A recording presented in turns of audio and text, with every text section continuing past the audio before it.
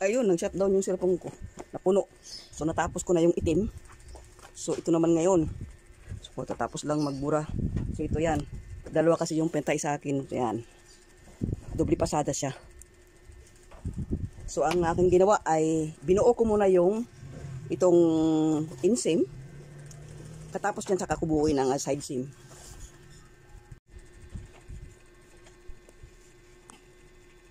So, ayan siya. Oh. So, idoble pasada ko siya. Yan ang kanyan. Yan. Napasadahan ko lang siya ng isa. So, pangalawa. Sadahan ko ulit. Mano-mano ito. Hindi ito yung ano.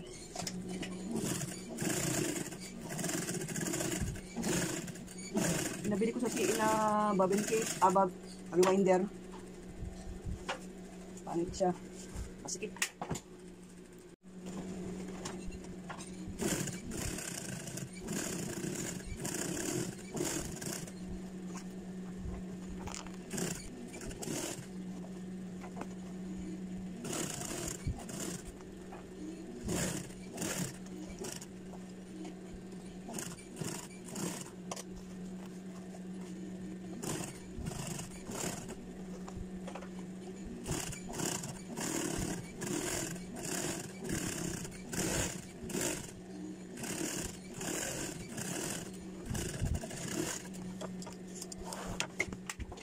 Mano-mano lang yan.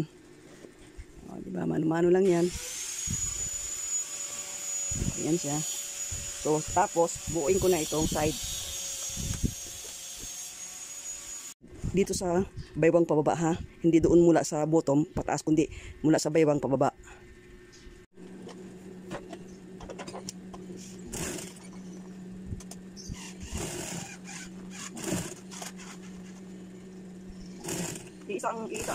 Isa lang may akin ito, kaya isa lang itong ano, isa lang ang tabas nito.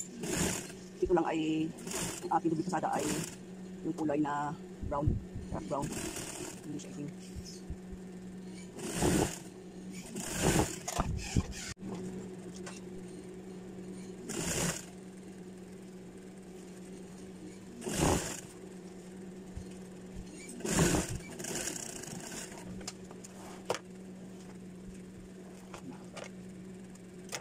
Sadahan din natin yung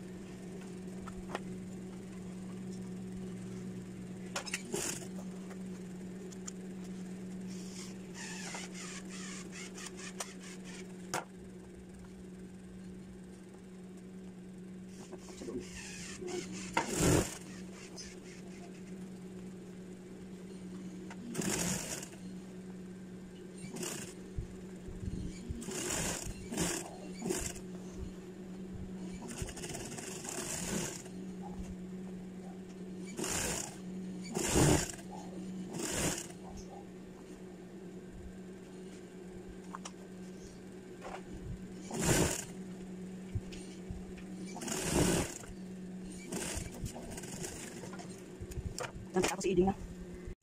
Ayan, so nabuo na yan, ano. So, lalagyan ko muna, gagawin ko muna itong kanyang sinturera, tapos yung kanyang platina. So, parang ano, no. Yan.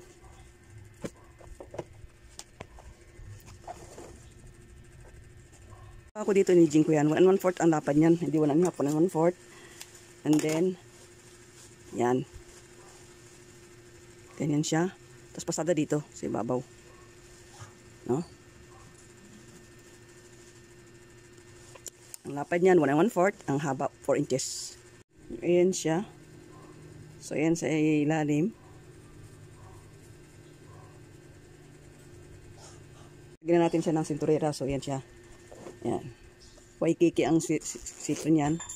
Ayan. Antin ang paglalagay. Ito. Diyan.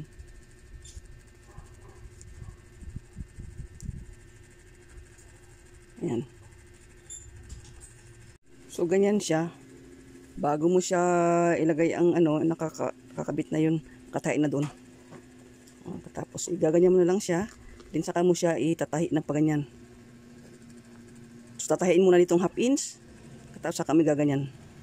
Ayan. Ayan, so nalagyan ko siya ng paha. Ayan.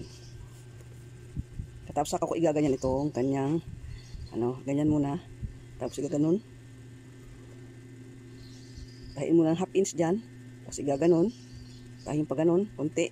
Tapos ibaganon mo siya para matibay bago dito pasada sa taas. Pag makapal siya, lalagyan mo ng katuping tela doon para tumakbo siya. Para pumasada siya. Kasi pag hindi mo nilagyan yan, hindi tatakbo. So ayan siya. Tingnan mo sa likod. So kailangan lagyan mo na dito nakatuping para kasing taas niya para tumakbo yung makina. So yan pasada mo na ng half-inch doon, and then pataas. Yan, ipapasada na ganyan. Then saka mo igaganyan. Pasada. So kailangan pasada kontrol ang paa mo yung pakantaan mo siya, lumpas ng paa. So yan. So ilalagay mo muna yun. Yan. And then tupin mo lang yan tupi. Tapos lagay mo doon. Yan. Para tumakbo siya. Dahan-dahan lang, kontrol lang. Yan.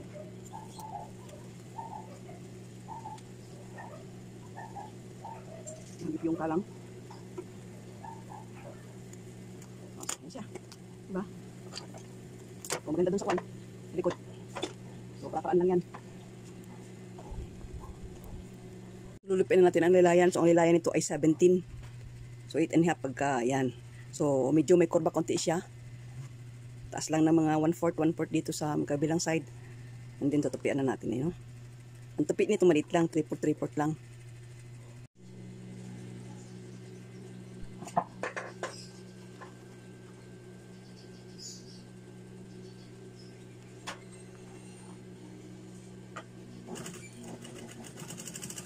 Sipat-sipat wala akong dyan.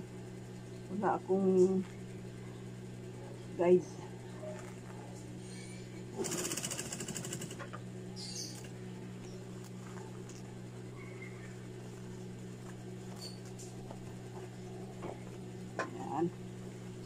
Dapat nakaparin siya doon. Ganyan. So, doon pa lamang sa pagtabas, papater, may kortina yan.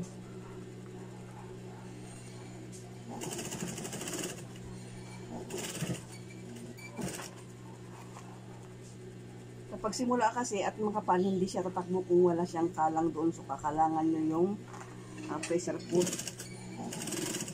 Yan.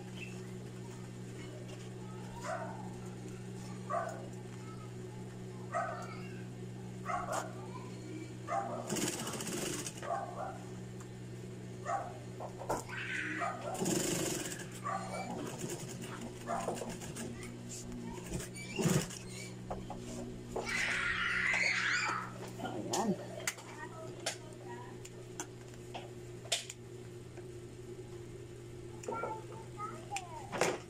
Ayan.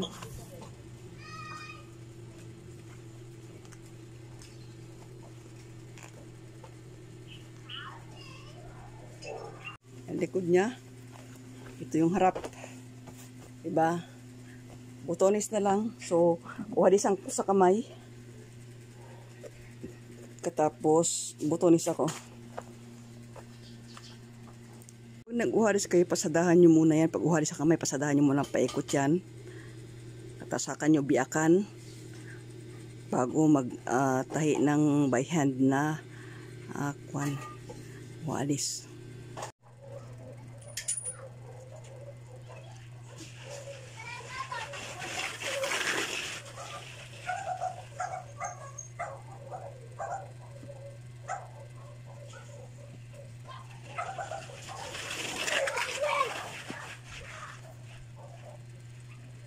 Yan, tapos na ako mag-uhalis. So, kailangan pabilog yung walang kanto dyan. Kasi, ito yung kanyang botones. Yan, may pang-screw na siya. Yan pang-screw. So, ito yan. So, ito yung pambutas niya.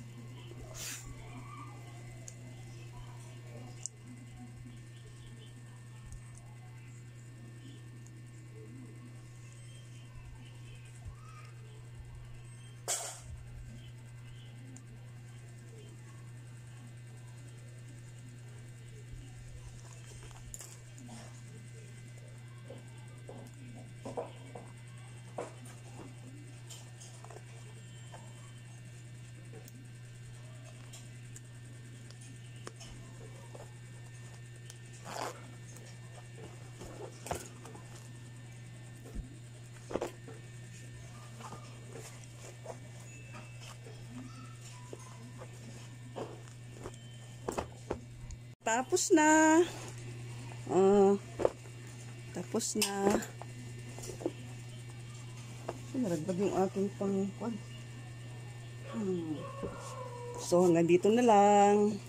So, ang hindi pa makapanood ng paano gumawa ng pattern nito, iba ang paggawa ng pattern ng maong ng jeans kaysa slacks sa ordinary usual basic na pantalon.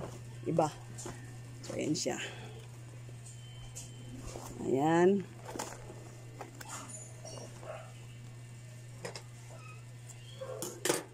So, kung hindi ka pa naka-subscribe sa akin, bago ka pa lang sa aking YouTube channel, ay subscribe na at hit the bell button para marami pa akong tuturo sa inyo. So, ang aking ginagawang mga tutorial ay mga ginawa ko talaga. No? Ang sample ko yung mga ginawa ko. Ayan. Bye for now. God bless everyone. Have a good day.